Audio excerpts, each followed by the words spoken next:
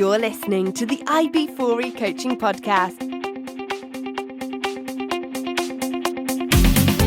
Brought to you by IB4E Coaching, business coaching for executives, entrepreneurs, and small business professionals. Learn more at ib4e-coaching.com.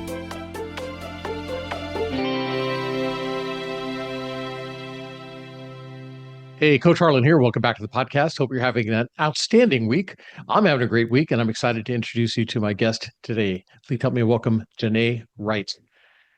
Janneh Wright is a founder and CEO of PRIMUS Business Management. With over 20 years of experience, Janneh helps nonprofits and small businesses streamline operations, manage finances, and scale with intention.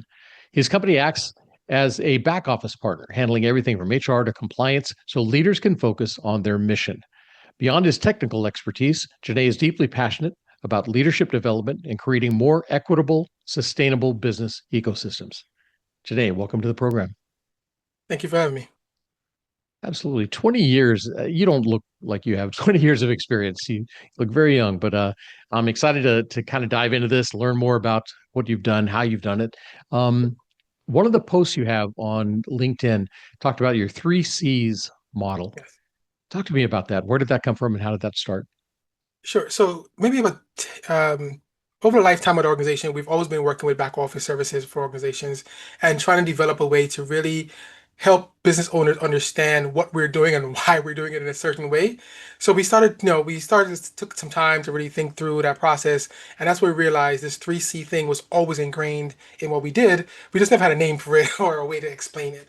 So the 3C model is really about how you create systems and foundational development for organizations, especially when you're talking about like the back office services work, right? Because these are really core. They're not, a lot of times when people think of back office as the secondary thought. It's not a secondary thought. It should have as much time in your mind as the front office.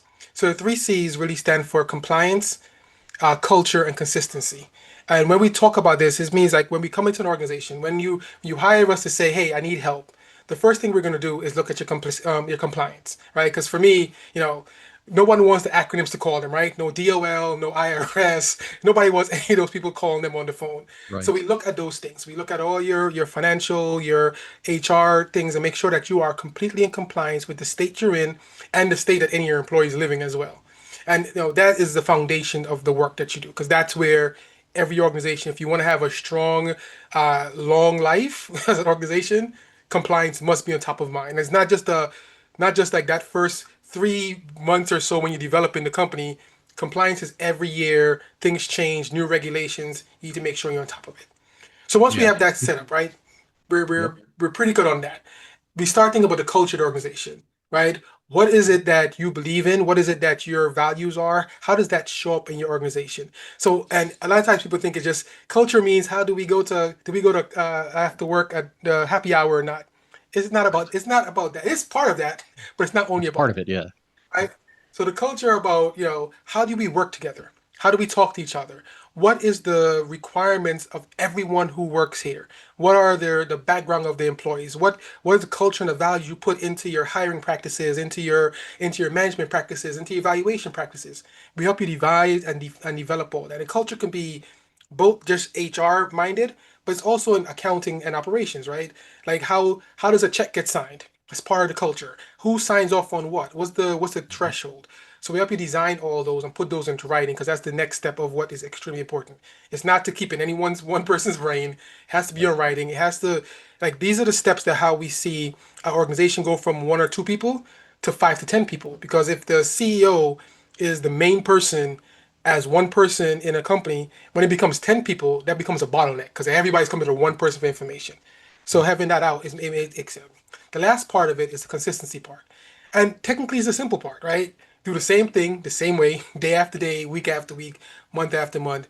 And it allows you and your staff to really feel at ease about what their job is. You don't have to think about, how am I going to get a time off? Because that's already a policy. You can easily do time off. How do I get something signed off on? You already have that set up. It's set up in a very specific way. So that means the innovation part, the part where it brings in the revenue into the organization, all your attention and focus can now be on that instead of thinking I think what I used to tell people is when emergency happens is where consistency really shows up.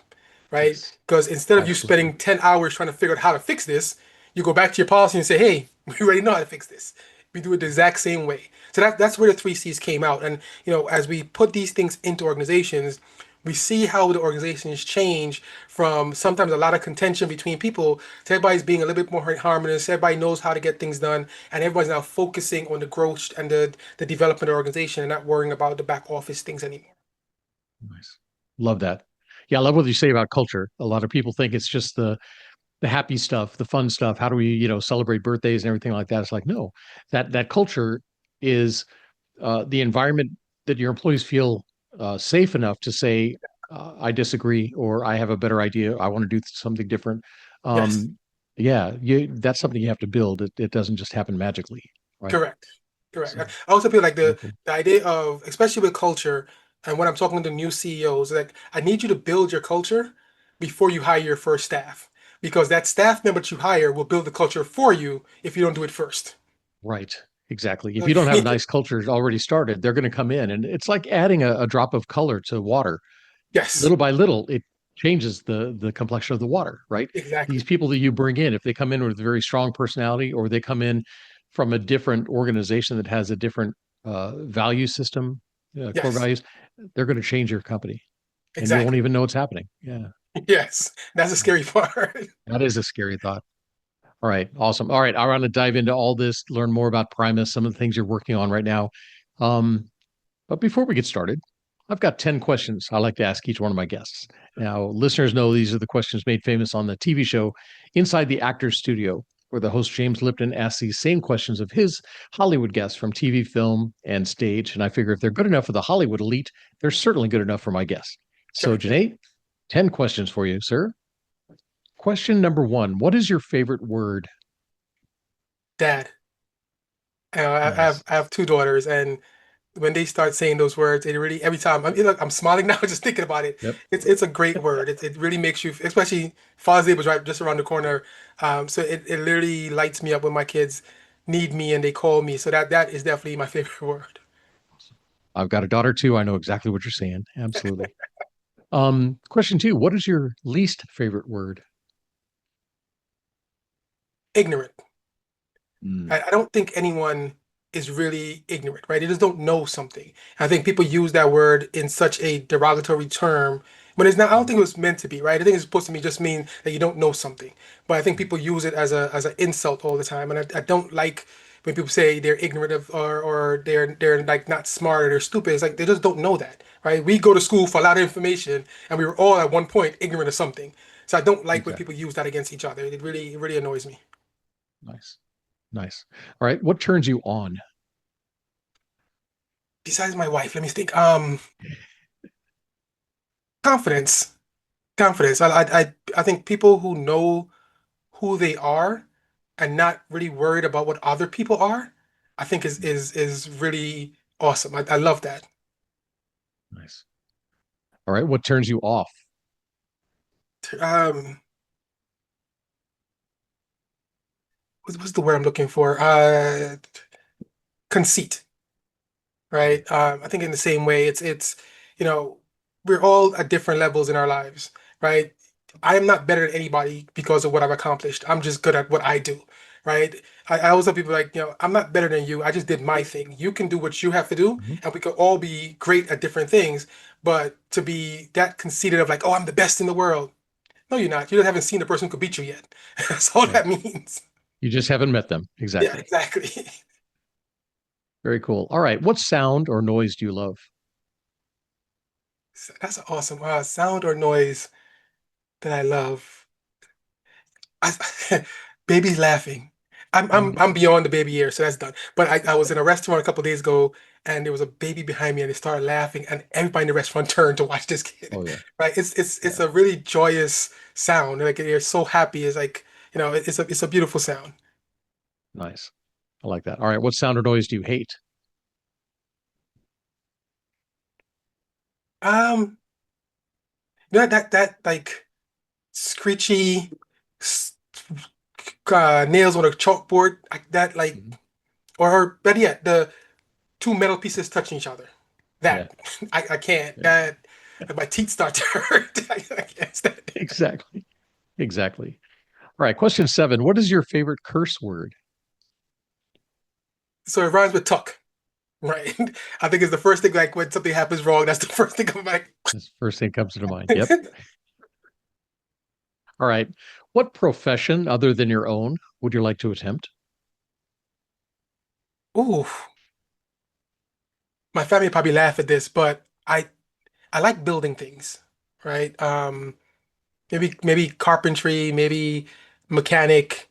But I like putting things together. I've always been that kid who like break apart six toys and make a brand new one, or like always keep every part of every bicycle I ever had so I can build somebody a new bicycle. So I Yep. like working with my hands and I like doing things like that. So I think it's probably one of Nice. those like carpentry, mechanic kind of thing. Very cool. What profession would you not like to do? Doctor. I can't. Blood and people's lives in your hands. I couldn't do that. That's a hard profession for me. Yeah, that Needed, nursing. definitely Absolutely. needed. Yeah, but it's hard. Yeah. All right. Final question. Janae, if heaven exists, what would you like to hear God say when you arrive at the pearly gates? Your grandmother's over there. Ah, nice. That'd be awesome. Nice. Very That'd be cool. awesome. Very cool. All right, Janae, we're going to take a short break. I want to come back and talk about Primus, talk about how you help companies, all the different things you do, explain more about the back office and why that's so important. Like you said, it's kind of not top of mind for a lot of businesses. They don't think about it. They think it's going to take care of itself. So I want to talk Yes. about that. And at some point, we'll transition into courage and leadership. All right. Yeah, perfect. Cool. All right, listeners, we're going to be talking about all that and probably more right after this. So stick with us. And I'm back with my guest, Janneh Wright. Janneh, thank you so much for Thank you. agreeing to be on the podcast. It's good to talk to you, sir. Absolutely. So, 20 years in the business of helping nonprofits and mission driven small businesses thrive and perform and improve the way that they operate behind the scenes. What are some of the biggest blind spots that leaders struggle with when it comes to managing business side of their mission? I think one of the biggest blind spots is HR. Mm, I think a lot of people underestimate what that really means, right? It's not just payroll, right? It's not just compliance work for the city or the state that you live in. But there's a lot of connectivity that needs to happen inside of an organization. There's a lot of sometimes hand holding. There's a lot of this. It's you're hiring personalities. You're hiring human beings with outside issues and inside issues. There's conflict resolutions. So I've been told by someone that they don't need HR services because they're in tune with their own feelings, and I'm like, it's not that.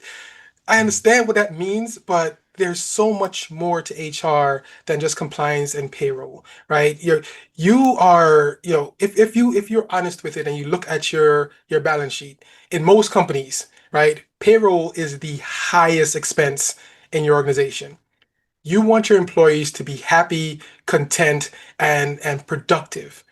That's what HR is supposed to do. That's what good HR is supposed to do, right? I think right. there's a lot of nuances with HR nowadays where the people go to PEOs or they go offshoring where there's no real like an 800 number, call me and tell me what's happening. Th- While I understand the economy of the economics of it, you lose Mhm. the heart of what HR is. And I think people will always be blindsided by how that one part of your organization can help you grow to a whole different level or can really kill your business if you don't do it properly. All right. Yeah, I heard somebody say that HR is kind of like the conscience of the business, right? Correct. Not only the compliance pieces of it, but also the hiring of the right Yes, people. They have to understand your culture. They have to understand your core values. They have to know what's needed, right? What's expected of exactly. this employee, so they can bring them in. So, yeah, that's huge. Um, a lot of founders feel like they have to wear every hat. You've been there. I've been there, right? You want Yes. to try to do everything. So, at what point should a small organization start thinking about outsourcing their back office operations? Sure. I think in this day and age, I think the question is tied to the finances of the organization, right? I think when you're ready to grow and you know you have to grow, and you're looking at, I need to hire someone in the back office, or I need to hire someone in the front office of the organization. And you start to do those comparisons of which one makes more sense. Outsourcing should always be less expensive to your organization than hiring someone in the back office. It can give you a lot more knowledge base, a lot more people involved, and it should give you a lot more systems to help you really run. So when you start looking at the growth mentality or the growth minded, right? You're doing that 1 year budget or that 2 year, 3 year budget and start thinking where you need to be, you know, understanding that at a certain size, yes, accounting becomes a lot more important. HR Mhm. becomes a lot more important. So you're going to either have to hire someone internally to do it, or you look and realize that you can save funds and get better experience and more knowledge base into your organization through outsourcing it. Right. Yeah, because business needs to understand you've got profit centers and cost centers, right? Your Correct. people out in the field, the people down on the production floor that are doing work are making money for the company. So they're Yes, a profit center. The people in your office are a drain on the business, right? They correct. cost the business money. So you have to balance that. Do I have enough people there making money coming in to cover the cost of this? And if Exactly. not, then outsourcing is a great Yeah, option. it's a great. I mean, I always tell people, if you really think, I'm 47 now. If you think back to where we started our career and went to that first organization, there was an IT person in that office more than likely, right? Over the years, people start to realize IT doesn't need to be a higher position, and I'm using the same concept and same theory when I'm talking about accounting and HR and operations. It does not necessarily have to be an internal thing. It can be external. It can be outsourced. Once you have the right organization who understands how to do it properly and how to connect those three important parts of your organization, it can be a really big cost savings. It can be something that increases the knowledge base in your organization drastically. Because I think when I tell people about when I say that, people are like, oh, what does that mean? Like, you hire somebody in your organization, they know your organization, right? Say you hire an accountant, they know your organization, how you work. My team works on 3 or 4 clients. So when they're looking at how to help these clients grow, they're researching, they're looking at a lot bigger circumference of information than your accountant is internally. So you will get a lot more ideas about, best practices, a lot more ideas about what people are doing in the field, because that's our job to do. We have to build up our knowledge base as an organization that outsources. Right. And they're not involved in the politics of how Correct. decisions are made or when they're made or right. Exactly. It, what's the you say front office and back office? Explain the difference between the two. What type of roles are in the front office and what are in the back? So, and you said it perfectly, right? So the profit center, the roles that are directly related to the service or the service or the product that you're creating, right? So anyone who is client facing or consumer facing, those are profit centers. They're going to bring in money to the organization. The back office are the people who helps them do their job, right? They're the ones who are the support team, right? So bills have to get paid, HR information has to get out, payroll has to go out, operational things have to happen. How does something get from one place to the other? Someone is managing all those processes. That's the back office. That's the operations, the support staff for your organization. Got it. Are there any parts of the back office that shouldn't be outsourced, or is everything open? I think everything is open. I don't think there's any part of back office that shouldn't be outsourced. I think when you look at the size of organization, there may be a hybrid that needs to happen, right? If you have 50 to 100 employees, you need someone internally who can touch every single person physically, like, not physically touch, but someone who's Right. there to do that. But because you have 100 people or 50 people, that person needs support. So you can have that hybrid where there's somebody internally who's dealing with it, and there's somebody externally who's making sure everything else is running smoothly. Same thing with accounting. You have a large team. If something has to be signed off manually, an outsourced organization can't do it. It's going to slow things down. So having a hybrid situation can work. But I think there's no parts of the back office that I have not seen that can be outsourced and outsourced really well. Okay. So even accounts receivable Yes. can be outsourced. Nice. Yes, we do that now. I mean, and then this is where that hybrid comes in, right? The client will get the check, and they'll deposit check, scan it to us as the accounting, and we'll put it into the system. From there, we take over, right? We'll make the phone calls to make sure the money comes in. We'll have all those information happen, but someone on their side has to send the information to us so we can know that we should Mhm. start our job. Okay. Yeah, because I know AR is a big thing for a lot of the clients that I work with. Their AR is so huge because they aren't knowledgeable, skilled in how to make those calls, how to, keep at them, right? Yes, With the email and text messages and things like that, to try to get those payments in. exactly. Your team at Primus, you take on finance, HR, compliance. How do you help clients feel safe handing over those critical functions? Well, I mean, so the way that we operate, there's a couple things that one, I tell them, I am very security minded person. So we use Microsoft as our back office, as our baseline for our technology. So everything that we do is usually inside Microsoft, whether it's Teams or our infrastructure. The second thing what we do is there's one email address that they should email, right? So it's not going to Janneh email address, is going to the acronym for your company. That way the team can see it and it's behind our security services and setup. I think we as an organization use a lot of different tools. LastPass is a really good password protection tools. Mm-hmm. And when I find things that I like and I feel comfortable with, I really talk to my clients about it, right? As I'm seeing them do certain things, that's what we do. At this point, our clients trust us, right? We have access to their bank accounts, we have access to their entire payroll, we do the entire thing for them. So it has to come with a level of trust inside of our contracts, confidential agreement, non-disclosure agreements, always inside of our contracts. Because I can't do my job if you don't trust me to do my job, right? I can't keep running after you like, hey, I need this, I need this, I need this. I need to have access so we can do the job. On our side, checks and balances internally as we speak to people. It's not just one person's on your team. There's three levels of people on your team. There's a junior accountant and accountant manager, same thing HR assistant. So there's always more than one person looking at information. And that's how I need to feel secure for that for myself to know that my team is really secure. So it's one is the conversation, two is the reassurance as we are an open organization and we show them exactly how we do things. And three is just making sure that the team understands the checks and balance levels so that way no one person is doing it all themselves. Okay. And is your outsourced team, are they US based or are they scattered around the world? So they're US based, scattered around. So we are a complete remote organization.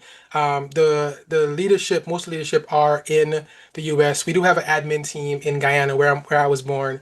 Something that I'm doing as a service. I'm actually went back Okay. to Guyana, started up Nice. a organization myself, and so I did it that way as well, right? Because I didn't want to do outsource where I don't have control over the Correct. IT equipment. So I went to Guyana, built out an office, all the same thing. All is my equipment, so I can shut it down if I want to, because I want to make sure that security is still there. Nice. Very cool. Good stuff. So you talk about the need for sustainable and equitable business systems. What does that look like in practice for a growing nonprofit or small business?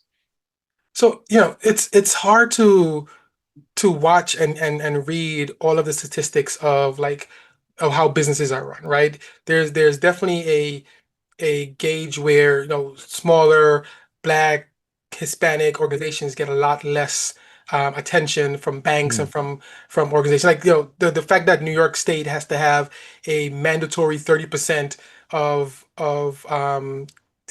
government contracts has to go to minorities or go to women means that there's Right. something there. So for me, the sustainability is how do we build up an ecosystem among us, right? Small businesses are not larger companies, right? So they're not Walmart who can sell things at 20 cents, 10 cents a barrel because they'll still make money. So how do we as an organization get the community us backing us? How do we as an organization get each other backing us, right? Like when you think of how many consultants you use, right? How many of them are small businesses? How many of them are small organizations? How many of them are in your community, right? So those kind of ecosystem where we are relying on each other, where we're taking the position of leadership in our community, of we're hiring people in our community, we're using services from our community. We need to take that leadership as well. So it's not just oh, come shop from a small business, but you as a small business owner, who do you shop at? Right? Who do you shop with? Where do you spend your money? Where do you spend your dollars? So trying to create that ecosystem where we understand that we have to be together, right? If you're in a community and Walmart shows up, there's a whole bunch of companies who's leaving in the next couple of It years. hurts. Exactly. Exactly. But if we start deciding, you know what, I'm not gonna go to Walmart, I'm gonna keep coming to Harlan, then Harlan's gonna stay open for much longer. So I want us to understand that as organizations, we have a responsibility to each other as well. to make sure that we are spending money within each other. And I think, if you think back to pre the large conglomerates, that's what we were, right? I Mhm. buy from you, you buy from me, and the money stays in the community. But now Right. it gets a lot harder when you see Amazon, who can deliver to anybody's house in a day. How do you Right. compete with that? And Right. unless we make a conscious effort to do it, it's going to be a problem. Exactly. Yeah. And everything online now, you click and you're somewhere across the world ordering Correct. something, right? Yeah. Yes. Got it. Um, Running a company that supports dozens of other organizations takes serious leadership. I commend you on your ability. What's one leadership lesson that's shaped the way you operate today? So we have our value statement. It's called PACS, PACTS, right? The first part is proactive, right? Proactive for me means that I'm not waiting for you to call me, right? I'm acting in most cases. So my organization is broken up into three sections, as we spoke about: accounting, HR, and administration operations. And there's one executive leadership, who's over each one. I'm over the accounting. My CEO is over HR, so for me, I'm acting as your CFO. I'm acting as the highest level financial person in your organization. So that proactive part means that I am not just waiting for you to call me. I am looking, and my clients know this now. Like I have a report that I'm looking at your bank account every week to make sure that it's right. I'm sending you a cash flow analysis. So that proactive part means that I want you to go home on a weekend and I think about the company because I'm watching it, right? The A is accountability. Like, my team does the work, it lies on us. We're going to take accountability for what needs to happen. So as long as me and my team are on that page, things will happen, and it will happen in a proper way because we're going to take accountability for whatever happened. The C is the easy part. Is a community, right?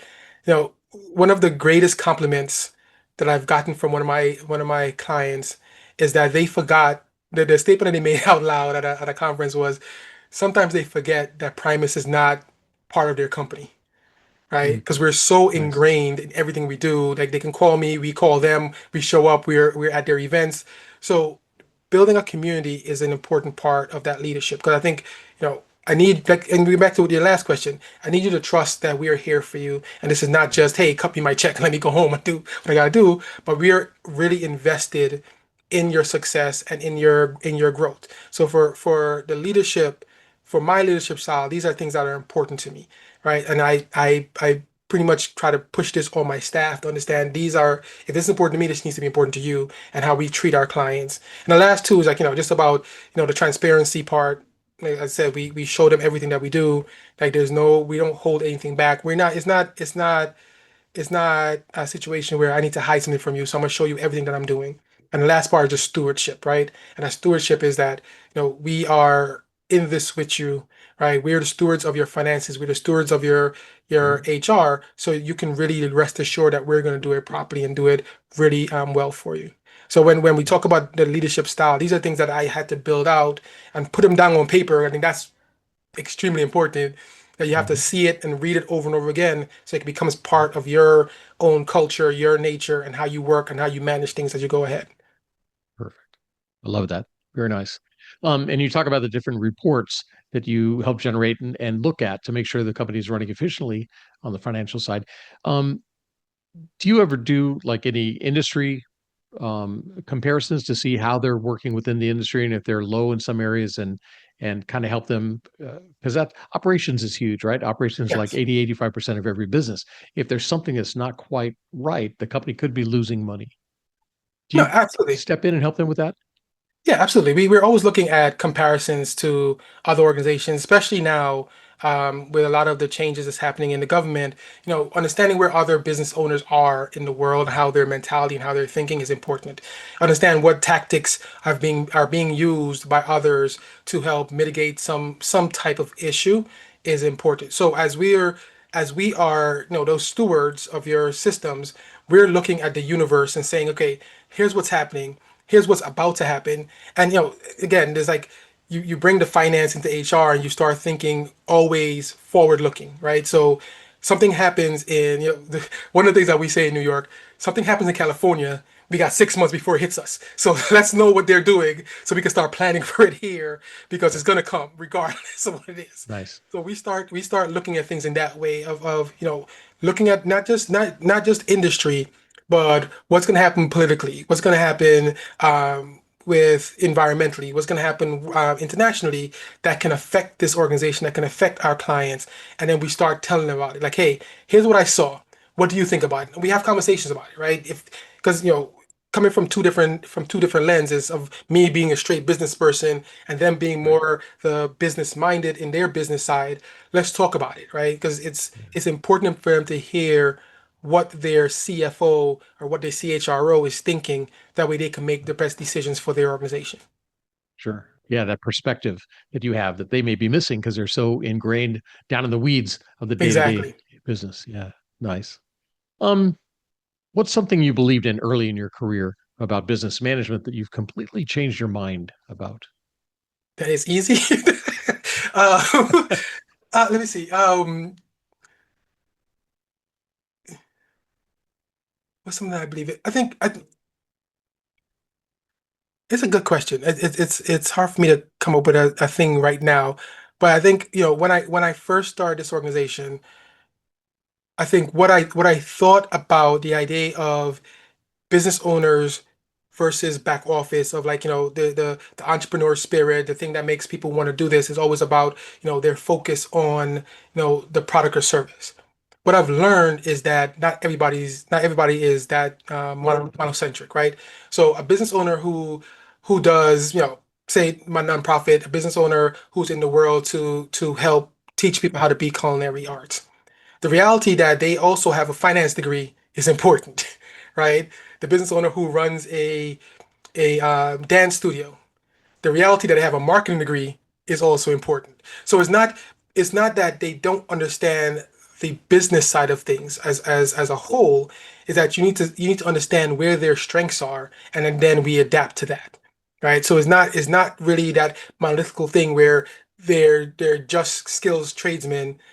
They also have degrees in different things. They also have experience in different things that can help me as the person who's supposed to be their business management person utilize to Sure. grow the business as well. Nice. Nice. Love that.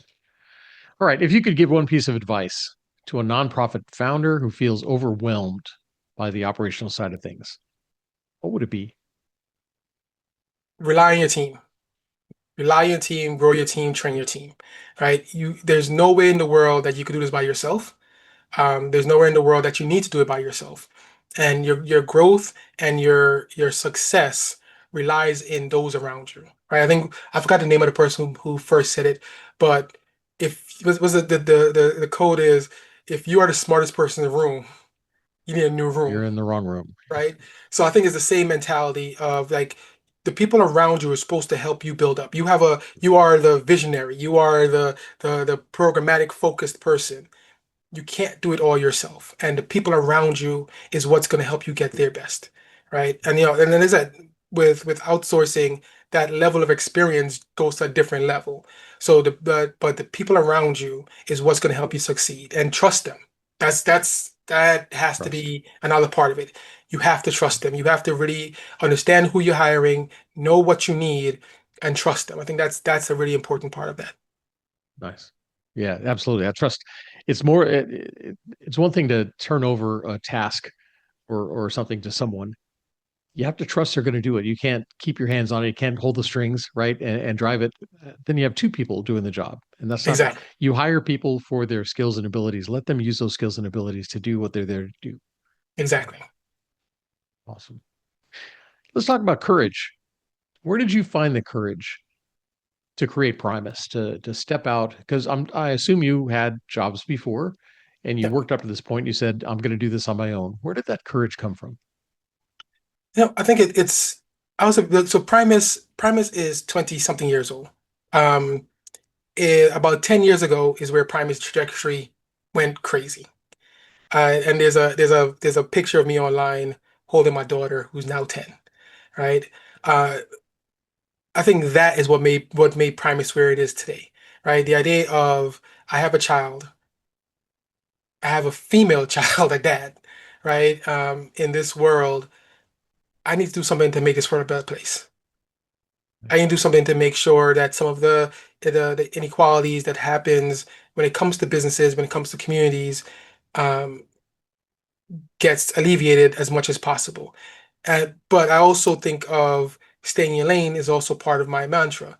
I'm a business person, right? So I'm not going to go and create a nonprofit to do something, but I can use my skills to help other nonprofits. And I think the idea that what I do will help more people, right? I can help my indirect touch will always be larger than my direct touch. I can probably myself help 20 people, but I touch 17 different companies who help 100 people. My indirect touch is a lot larger than that. Right. So I think when my daughter was born, I think I realized that working part-time on Primus and part-time at other organizations wasn't going to get me to where I wanted to be. And wasn't going to get me to what it is that I want to accomplish in my life. So this is the opportunity to really, steer my own ship, as they say, and push things how I want to see it and what I want to see in the world, what I want my daughters to be able to grow into. So the courage, I think, was that, right? Still scared because courage is not me Sure. scared, right? Still, there's Right. a lot of fear of that because I have a wife and a daughter you got to take care of.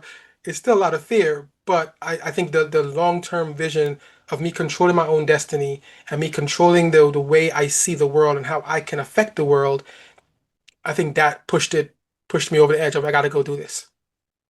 Nice. And is there a certain type of courage you had to find? Is there an area that you were uh, I mean, unprepared for that you had to find that courage to step into the role? yeah, I think every business owner has this moment of, can I really do this?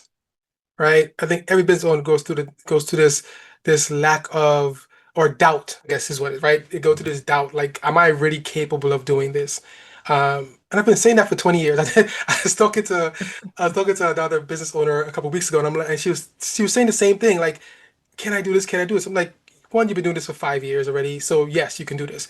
And two, if you go and find every single business owner from now on and ask them how many times a year do they have that doubt in their head and want to quit and want to think like, should I close this down? Should I stop? Every last one of them will be like, yeah, maybe once or twice a year it goes through your head. But it's a doubt that shows up, and those doubts come from losses, right? It comes from you didn't get that contract, or someone said something negative about you online, or you're just tired and burnt out and you don't want to do it right now. But it will pass, right? Like, it will pass. Like, I've lost $1 million contracts. I was upset for a week. I was mad for a week, but then I went back into my consistency mode and just kept moving forward. And the fact that for 20 years I've been doing it, and the fact I'm still doubting myself today, I think it's just part of the game at this point, right? It's just part of the everyday movement of an entrepreneur. I think it's just something you have to learn to deal with and just grow through. Yeah, absolutely. And they say actors, if they don't step out on the stage and if they're not nervous when they step out, something's wrong, right? Yes. You're too complacent about things, or you're not going to give your best performance. You want to There's have that also little bit of, can I be better? Exactly. There's also this thing that I try to say to myself. I heard from again, I keep forgetting who said it, but this um if your dreams don't scare you, you're not dreaming big enough, Exactly. right? And Exactly. I think that's what it comes down to a lot of times too. Nice. Nice. What do you look for in a leader? Um, Honesty, straightforwardness, um, proactiveness. I think I'm trying to figure out what the word is, but a lot of times when I hire people, and I've heard this from my staff, as people come into the organization, that I'm intimidating. Hmm. And at first, it bothered me. It made me feel like, okay, I need to change how I am. But I realized, no, I'm not going to change who I am. The person who I want working for me is not intimidated by me, right? Yes, I'm high functioning, I move, I get things done, but as the person who don't want to be the smartest person in the room, I need you to come in with your expertise and say, hey, Janae, this is not the right route. This is why. This is why. And I'll be like, let's go your way. I'm okay with that. I'm not the person who wants to be the smartest person in the room. I need people around me to help me go. So when I'm looking for a leader, that ability not to be intimidated by the idea of the CEO is right next to you or talking to you, and you don't have that level of confidence to know what you are supposed to do and how to do it, I need that person, right? I've told people a million times, like you can't sit around and be scared to talk to me. I need you to tell me your opinion because that's how I make best decisions from a plethora of information. So that's the kind of leadership I look for. Someone who's willing to come into an organization and not, like I said, not be cocky or overconfident, but know their role, know what they're doing, and know and have enough respect for themselves to be like, hey, I've done this many times. Here's the best practices, and here's how we should do that. So that's what I look for a leader. Nice. Be really upfront and be ready to come at me if I lack better words. Ready to say what you have to say. Sure. Have you worked for somebody like that? I have, and it was one of the greatest experiences ever. I was, in this consulting world. I think part of what makes me kind of good at what I do is like I have to be a chameleon, right? So the leader in front of me, you are the head. My job is to support you, so I adjust to where you need me to adjust to. There's one person I worked for who was very straightforward, very abrupt. Like she will curse you out in a second. So I used it, right? I used it to my advantage. So the question is, do you want to talk to her or do you want to talk to me? You, you make your pick. And most likely they'll give me what I need because they don't want to talk to her. So being able to work with people at who are very straightforward, very abrupt, I love it. It gives me the ability to do my job even better because I have the information I need and I have the guidance that I need to get you what you need as a leadership, but you need to be really abrupt and straightforward with me. And then if I was to bump into any of your employees or colleagues and ask them about your leadership style, what would they tell me? What kind of leader are you? Um, I was doing some award and they had my staff had to write a letter for me, and one staff member wrote something for me that like to this day I love that what she said, and she said Janae is the greatest cheerleader in the world, right? The greatest cheerleader and the greatest coach because he's always there to support, push, give you confidence, but let you know if you're going the wrong direction and really give you the guidance to get back to it. So I think my team, they understand that. And when you're working with me, I will try to make you as great as you need to be, right? As great as you want to be. So if there's something that you're not good at and you're like, hey, I want to work on this, I'm gonna cheerlead you into that. I'm gonna put you in positions to do that. A lot of my staff don't like public speaking, but I've been slowly pushing them in front of people and getting them to talk more. But I see the ability in people to do great things, and I want to see that come out, right? I think a lot of times with the staff that I work with and the people are like they're so used to being pushed to the side or being told they're not good enough or being told that they're not smart enough to do something. I don't like that, and I want to make sure that as you work for someone like me, I'm gonna give you the confidence to do the things you need to do. I'm gonna put you in positions to show you how smart you are and how capable you are, and really help that. Because one, me doing that helps my company, right? The more that I push on you and you take it over and get to do it, the more I can turn my attention to something else. So cheerleading and pushing me, I think that's what people would say about me. The cheerleader and the coach. I think that's what they would call Nice. Well, and that's a perfect description of what a leader is. They're the ones that not only keep you motivated and on track, they remove any barriers that me. keep you from success, right? Ralph Nader said that our job as leaders is to create more leaders, Yes, I right? believe Not that more 100%. followers, more leaders. I believe it So 100%. Exactly. Exactly. very cool. Um, you had a podcast for a while. Is that still Yeah. going? No, doing podcasts is hard. I give you guys all all the credit for this. It's hard. I think trying to find guests and come up with new things to talk about. I think it's hard. It's something I'm probably gonna go back to eventually. Just trying to design how it was. I enjoyed those conversations. They were awesome. The goal of the podcast was the vision that I had with a podcast is like a whole bunch of business leaders as flies on the wall, listening to two business people talk, right? Yeah. So it wasn't like me having a question answer with someone. Like, hell, here's the issue that's going on. Let's talk about it, and we will go deep. And I had my co-host. I told her job because she has a business, but she's not a business minded person like how me and whoever studied it. So her job was to say, hey, you guys are going too deep. Y'all are just bring it back up so everybody understand what you're talking about. So the goal was always about that, right? If you sit, and then I think it came from just having like friendly conversations with some of my colleagues and friends. Like we sit on a Zoom or sit in front of each other at a bar or a restaurant, and we start talking. We start like sharing information and having these great. And I'm always thinking that if there was a bunch of people around us listening, how helpful would this be to all of them, right? Because the 20 years experience, the people who had at least 5 or 10 years experience who I talked with, and we went deep into issues, and it just like a really good like master class, I guess what they used to call it, of understanding how we handle situations, what we thought about situations, and really get that kind of information. But I might go back to it eventually.